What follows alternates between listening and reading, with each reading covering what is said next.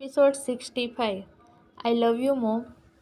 जब Siddharth study room में आया तो उसने देखा मिस्टर मल्होत्रा कुछ फाइल्स पढ़ रहे हैं।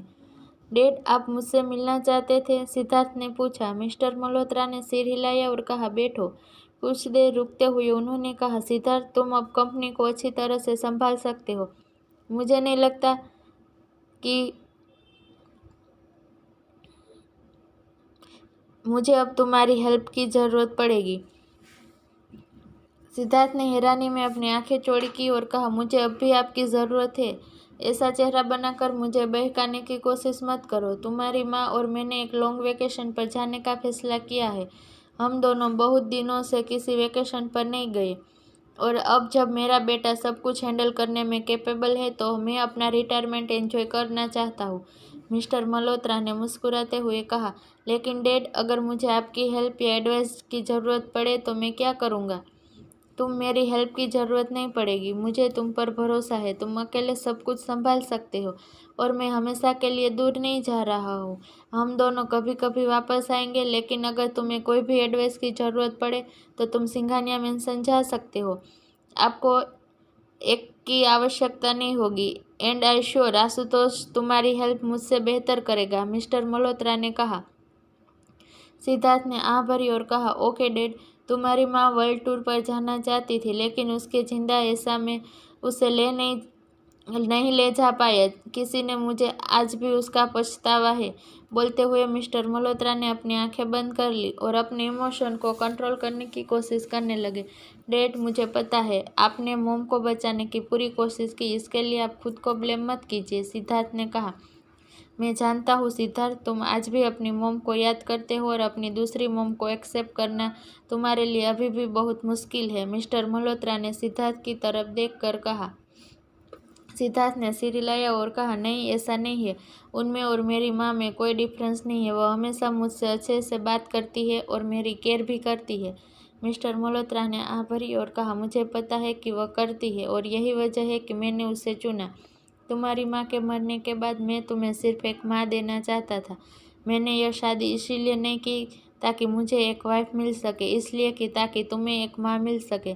मुझे एक ऐसा इंसान चाहिए था जो तुम्हें अपनी माँ का प्यार दे सके। मैंने उसे तुम्हारी माँ के बारे में बताया और मैं उससे कितना प्यार करता हूँ। मैंने उससे यह भी कहा कि मेरे दिल में उसकी जगह कोई नहीं ले सकता और सब कुछ जानने के बाद भी वह मुझसे शादी करने के लिए तैयार थी।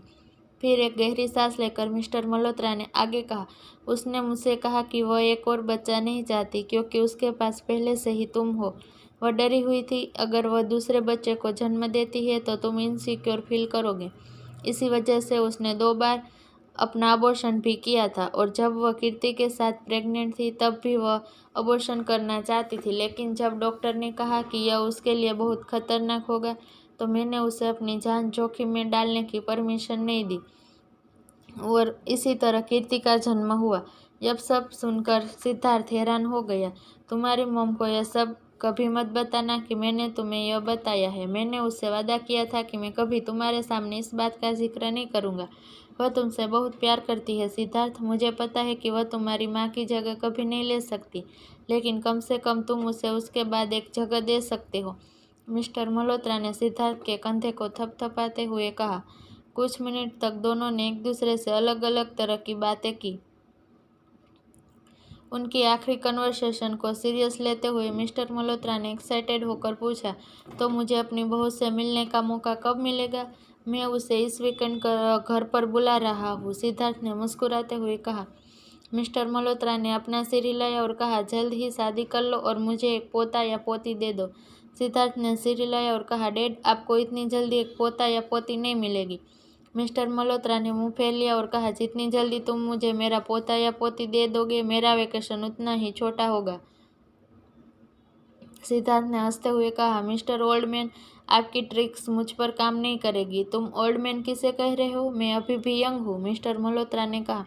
यह सुनकर सिद्धार्थ हंसने लगा और कहा, हाँ ठीक है। मुझसे मल्होत्रा के साथ कुछ देर बात करने के बाद सिद्धार्थ मिसेस मल्होत्रा को ढूंढते हुए नीचे आया। मेरी मोम कहाँ है? सिद्धार्थ ने लिविंग रूम में क्लीनिंग कर रही मेड से पूछा।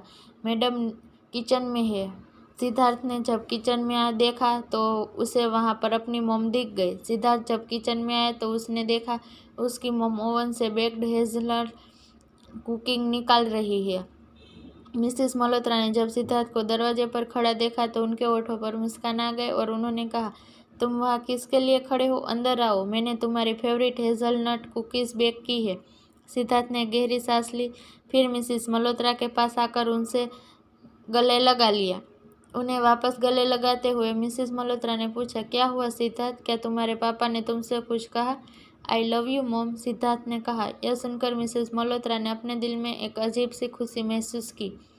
उनकी आंखें छलकने लगी। अपने इमोशन को कंट्रोल करने के लिए उन्होंने अपनी आंखें बंद कर ली और एक गहरी सांस लेकर बोली, आई लव यू टू बेटा। अपने आंसुओं को पोंछते हुए मिसेस मल्होत्रा ने एक कुकी उठाई और उसे सिद्धार्थ के मुंह में डाल दिया और पूछा, कैसी है? अपने मुंह में कुकी चबाते हुए सिद्धार्थ ने कहा, हमेशा की तरह डिलीशियस। वही दूसरी तरफ आहूजा हाउस के बाहर जब कीर्ति ने वैशाली को अपनी ओर आते देखा तो वह कार से नीचे उतर गई। You must be Kirti right? Vaishali ने कीर्ति को देखते हुए पूछा तो कीर्ति ने हंसते हुए कहा, भाभी। उसे गले लगाते हुए वैशाली ने कहा, नाइस टू मीट यू। मैं पार्टी के दौरान तुमसे मिल नहीं पाई क्योंकि तुम शायद जल्दी निकल गई थी। कीर्ति मुस्कुराई और कहा, आप बहुत खूबसूरत है भाभी। कोई हैरानी की बात नहीं है कि भैया आपके लिए पागल है। उनकी बात सुनकर वैशाली मुस्कुराते हुए बोली, तुम भी बहुत खूबसूरत हो। ठीक है, अब हम दोनों को शॉपिंग के लिए चलना चाहिए। कीर्ति ने सीढ़ी लाया और वैशाली के साथ कार के अंदर बैठ गई। सिद्धार्थ जब मल्होत्रा इंडस्ट्रीज पहुंचा तो उसने देखा उसके फ़ोन पर कुणाल का कॉल आ रहा है। आखिरकार तुम्हें मुझे कॉल करने का टाइम तो मिल गया, फ़ोन रिसीव करते हुए सिद्धार्थ ने कहा। कुणाल ने हंसते हुए कहा, भाई मुझे असल में आपसे एक एडवाइस की ज़रूरत है। सिद्धार्थ ने अपनी भुएं उठाई और कहा, और यह मुझे लगा कि मेरे छोटे भाई ने मुझे इसलिए कॉल किया क्योंकि वो मुझे मिस कर रहा है। ठीक है, तो मुझे बताओ कि यह क्या बात है? उसने एक बार अपना गला साफ करते हुए कहा, एक लड़की है जिसे मैं लाइक करता हूँ, लेकिन मुझे नहीं पता कि वो मेरे लिए वैसा ही फील करती है या नहीं जैसा मैं करता हूँ। मैं कल उसे कन्फेस करने के बारे में सोच रहा हूँ, लेकिन मुझे बहुत डर लग रहा है। मुझे क्या करना चाहिए? क्या मुझे उसे बताना चाहिए या नहीं? सिद्धार्थ ने मुस्कुराते हुए कहा, ओह सच कहूँ तुम एक बहुत अच्छा डिसीजन लिया है। फिर थोड़ी देर रुककर उसने आगे कहा, थोड़ी देर कुणाल, अगर तुम्हारे दिल में कोई भी फीलिंग किसी के लिए है तो तुम्हें उसे बता देना चाहिए। तुम्हें इस बात से परेशान नहीं होना चाहिए कि वह तो मैं एक्सेप्ट करेगी या नहीं। बस अपने दिल की बात बता दो और बाकी सब कुछ अपनी किस्मत पर छोड़ दो। क्या आपको यकीन है भाई? कुणाल ने पूछा। मैं कॉलेज के टाइम से वैशाली से प्यार करता था, लेकिन मुझे यह बताने की कभी हिम्मत ही नहीं हुई। मैं उसके रिजेक्शन से डरता था, लेकिन जब आखिरकार मैंने उसे अपने दिल की बात बता दी तो उसने भी हाँ कहा। वह भी मुझसे प्यार करती है। इस बीच हमारी बहुत सारे साल बर्बाद हो गए, यहाँ तक कि रुद्राक्ष भी तुम्हारी बहन से इतने सालों से प्यार करता था, लेकिन उसने उसे कभी नहीं बताया, इसलिए उसने इतने साल बर्बाद कर दिए। और इससे पहले कि सिद्धार्थ अपनी बात पूरी कर पाता, कुणाल ने उसे रोकते हुए कहा, क्या जीजू बहुत सालों से दी को प्यार करते थे? यह सब आप क्या कह रहे हैं भैया? क्या वो अभी कुछ दिन पहले ही मिले नहीं थे? सिद्धार्थ ने अपना सर थपथपाया और कहा, मेरा मतलब कुछ नहीं है। बस जो मैंने पहले कहा था उसे भूल जाओ और जाकर उस लड़की के सामने अपनी फीलिंग्स को कन्फेस करो, ठीक है? थैंक यू भैया, जैसा आपने कहा मैं वैसा ही करूँगा, कुणाल ने खुश होकर कहा। हाँ ठीक है, और मुझे उसका जवाब भी बताना, सिद्धार्थ ने कहा। जरूर। और कुणाल ने फ़ोन कट कर दिया। सिद्धार्थ मुस्कुराए और बड़बड़ाया, बच्चे बड़े हो रहे हैं। तो आगे इस स्टोरी में क्या होता है जानने के लिए सुनते रहिए my hearts belongs to you. क्या होगा जब सिद्धार्थ को पता चलेगा कि कुणाल जिस लड़की के बारे में पूछ रहे हैं वो अब उसकी ही बहन है। मिलते हैं अगले एपिसोड में, तब तक के लिए बाय बाय। और हाँ, प्लीज़ लाइक और सब्सक्राइब ज़रूर करना।